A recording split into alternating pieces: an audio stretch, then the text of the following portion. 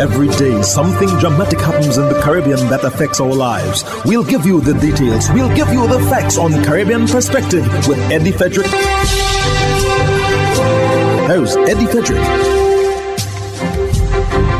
Welcome to Caribbean Perspective. So glad you can join us. The story that takes the lead in today's edition for Wednesday, 15th January 2025, and brought to you in association with our friends at Antillean Group. The people chime in on Young's selection to replace Rowley as Prime Minister of Trinidad and Tobago. Details after this important message. Believe in our strength, we'll stand by you.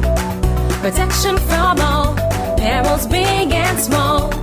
Reassurance we give, it's so glad to see. Peace of mind, that's our service guarantee.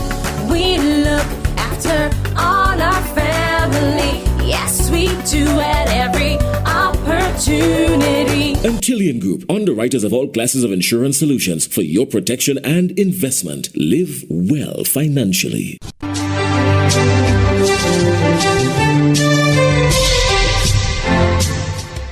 Welcome back. With Trinidad and Tobago's Energy Minister poised to become the next Prime Minister upon Dr. Rowley's resignation, one concern seems to be whether or not he will be able to get the support of the PNM base. Ranessa Cutting of TV6 News reports. For one die-hard PNM, the answer is yes. Right, so some people feel that Stuart Young doesn't represent the PNM base. How do you feel about that? I personally say he will do his best. Stuart Young will do his best. And I'm satisfied with who Rowley picked and put in place. Right? Once it's PNM, you will support? All the time. Since I know myself voting, it's PNM I'm voting for. Trust me. Don't care whoever it is. PNM forever. One gentleman who identified himself as a Trinidadian first issued the following reminder to the population of this multicultural society. I identify as a Trinidadian, not by my ethnic background. We are all inclusive. That's what our national anthem stands for, or says. Demographics aside, what about competency? One of Young's Port of Spain North constituents believes he has what it takes. He is dependable, he's an honest man, and he is well grounded in his community. The community that he is in charge of. Let me put it like that. He does a lot for the people, I must say. It mightn't be everything, but he does reach the people, the youths especially. But one Belmont native questions whether Stuart Young can connect with the people. His records show that in oil and engineering and gas and those levels, right? So he may come off good. But as I don't see much of those politicians have a groove with the ground floor. If you don't know the ground floor levels to make them feel comfortable, and we not actually want to be begging, we need to be understood. For one man, Dr. Rowley's early resignation and the default appointment of Stuart Young is a problem. No, but the Prime Minister stepping down, right? I think it should be up to the people to choose who they want as a Prime Minister. And despite knowing that only Stuart Young and Penelope Beckles-Robinson put themselves forward as candidates for political leader, one PNM loyalist still wanted to register his pick. Now, this is not cast in stone because they haven't had the elections as yet. Who would you like to see lead the PNM? Well, as I said, Dr. Amy Brown, as a senior, a man, he did well. He have charisma, he have standard, he have respect and pride. That's it in a nutshell. Ranessa Cutting, TV6 News. TTT's The People's Say in response to this question: do you think the recent leadership impasse will affect the PNM in the general elections? Here's what some of the people had to say. Well, yes. They need to get their act together. I don't think it's a problem because the election can be held months away. It shouldn't affect people. No, because it's a process to follow. So have to go along with the process? Yes, it would definitely, because one, the PNM has been quite unstable from my point of view for quite a period of time now.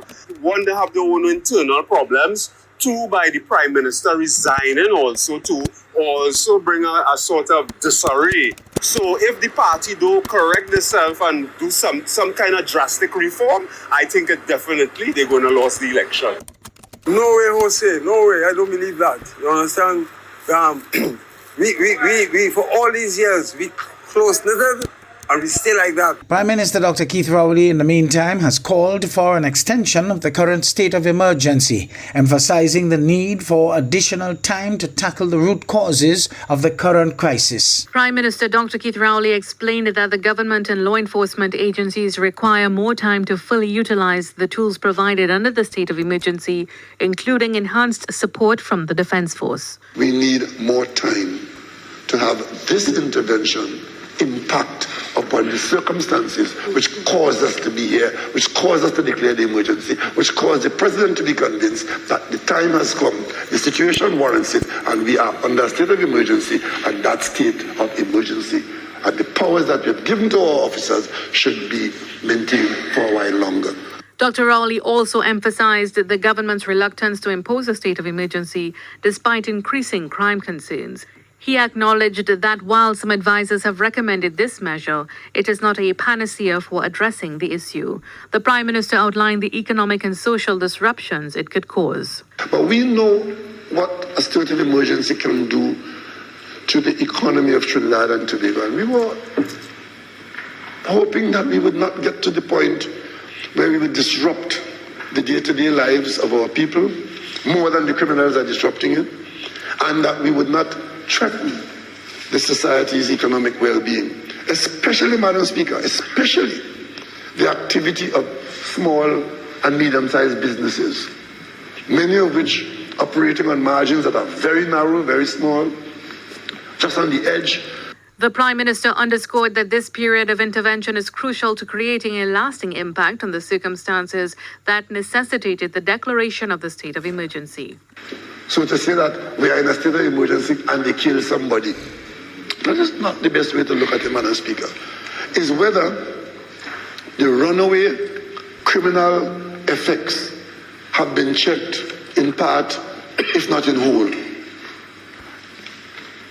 My colleague may enter the debate and give us some numbers to see whether in fact there has been any amelioration in the behavior of the violent few. And if there has been, then one can only assume that it has been as a result of the action that we have taken.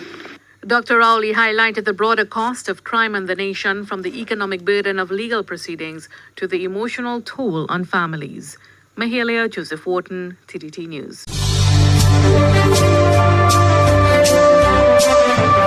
You're listening to Caribbean Perspective with Eddie Frederick, in association with our friends at Antillian Group, underwriters of all classes of insurance solutions for your protection and investment. Live well financially. Opposition leader Kamala Persad-Bissessar says even with the state of emergency in place, crime continues. 2025, and thus far, even with the state of emergency, my last reporting appears to be about 11 or 12 persons have been murdered during the state of emergency. So the Prime Minister regales us with all these numbers and how bad the crime situation is. The ongoing state of emergency is not responsible for the cancelled calls to the port of Scarborough, Tobago. The Ministry of Tourism, Culture and the Arts refuted claims in a recent newspaper article which suggested that two cruise ships, the Norwegian Jade and the Costa Fortuna, have both cancelled their calls to Tobago, citing the SOE, which was announced by the government on December 30th, 2024. The ministry, in a media release, said cruise ship agent Charles Cavallo of Cavallo's Cruise Services Limited was contacted and confirmed the Norwegian Jade, scheduled to dock in Tobago on January 10th, 2025, was cancelled months prior to the declaration of the state of emergency. Regarding the Costa Fortuna, due to flight delays of over 300 passengers, the cruise ship declined the cruise line decided to skip the call to Tobago.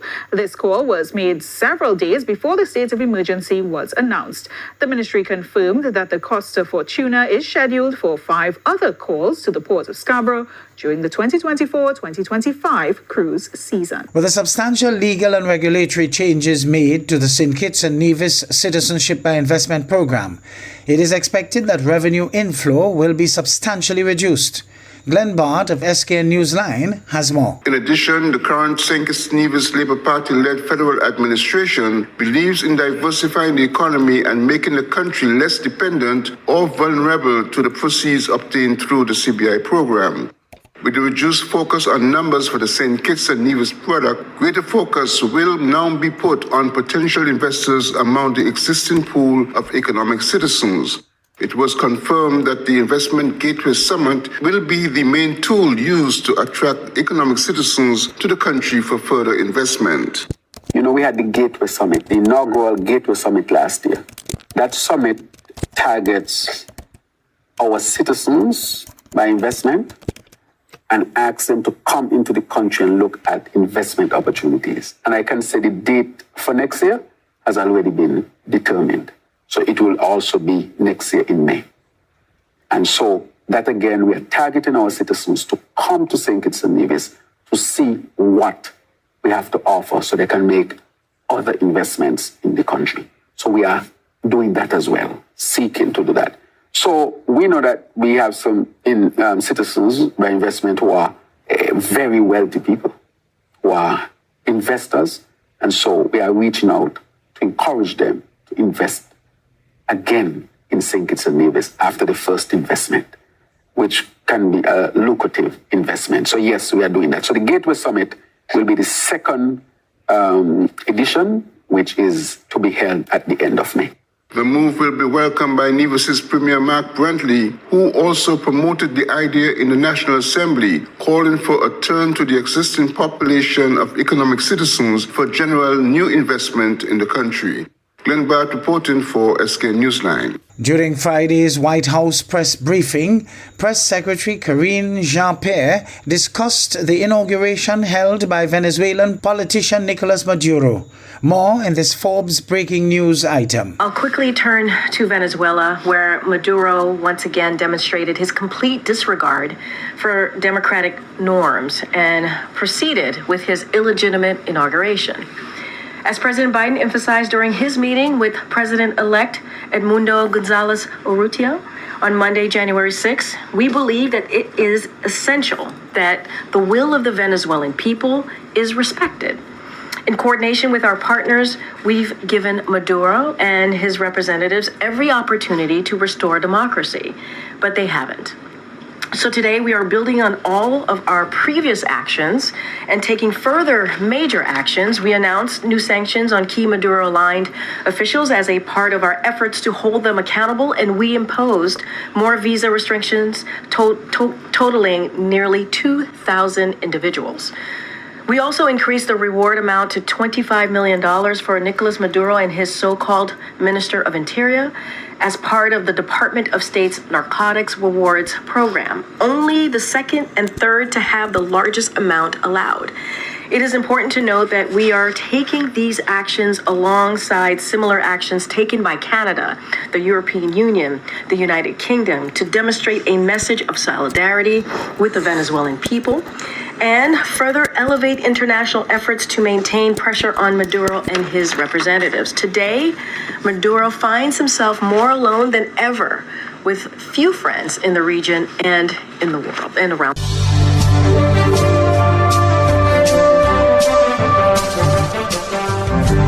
I am Eddie Frederick. This has been Caribbean Perspective, a whole new approach to highlighting developments in the Caribbean. In the meantime, please follow us on Facebook and subscribe to our YouTube channel for daily regional news and more, in association with our friends at Antillian Group. Believe in our strength, we'll stand by you. Protection from all perils, big and small. Reassurance we give, it's so glad to see. Peace of mind, that's our service guarantee. We look after all our family, yes we do at every Bullion Group, underwriters of all classes of insurance solutions for your protection and investment. Live well financially.